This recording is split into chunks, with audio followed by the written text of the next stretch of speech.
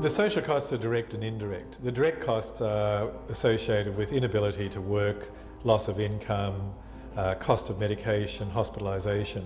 It's difficult in the workplace to have a mental illness. You know, it's really different from a physical illness. Like, people don't understand that you can't just shake yourself out of something. A major number of people with a mental illness, providing they're getting their medication on a regular basis, are able to work.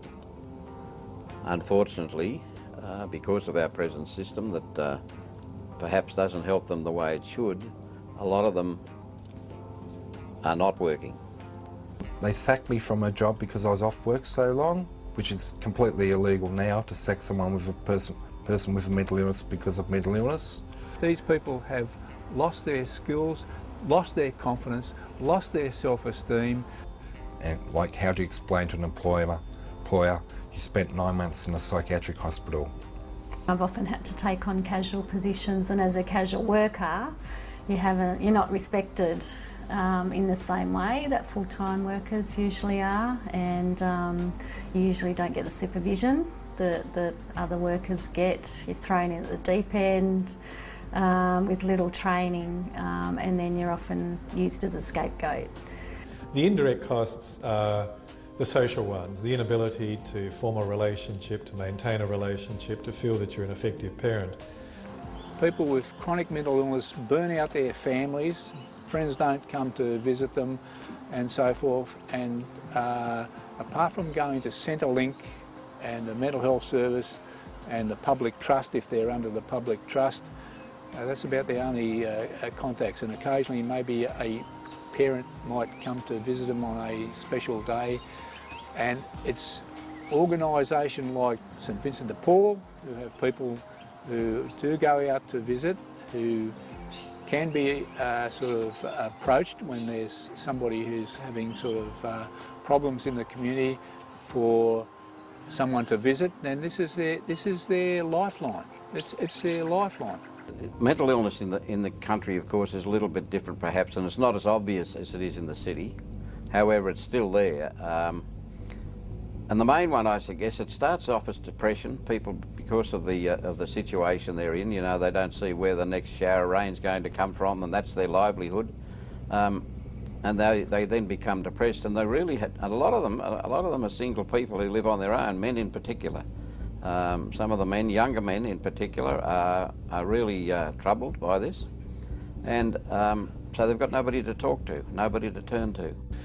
One of the interesting findings in regard to the disability associated with depression is that the majority doesn't come from people not being able to get to work. The majority actually comes from people who get to work but can't fire up, can't concentrate, and they find the depression impairs their day-to-day functioning. Yeah, they can't really understand, well, why can't this person motivate themselves to get to work? You know, what are they doing? Are they being lazy? And it's far from laziness. I think, you know, it's more about that not having any motivation or any confidence to go about your daily tasks. I mean, your confidence just plummets. So we see very, very severe acute effects on social functioning, but there's also this slow drip effect of the mental illness and the collateral damage effects that creep through year after year. And because so many mental illnesses come on at a young age, you can see why they're so impairing. Mental illness is not a 9 to 5, Monday to Friday problem. Neither is drug and alcohol use. But yet we have, and we have had for 20 years, a community mental health service which operates 9 to 5, Monday to Friday. And we have an alcohol and drug authority which also operates 9 to 5, Monday to Friday. The tide is turning in our favour, yes, I'll say our favour, and things are getting better, but they'll never be perfect. And we're under-resourced. Beyond Blue says that mental illness causes about 20% of the total economic loss to the nation, and only gets 8% of the health resources of the health funds or the health funding from government. Whatever the figures may be, it'll always be the case. For some Vincentians, mental illness is something that they're frightened of, or is something that they wouldn't know how to handle and wouldn't want to handle. So in cases of that nature, you've got to find somebody else that is prepared to go out and visit these people. Now, if it's not the local Vincentian, you go and get one from maybe from a conference next door who's had some experience with it. But I think the major thing to remember is that people with mental illness are not necessarily dangerous.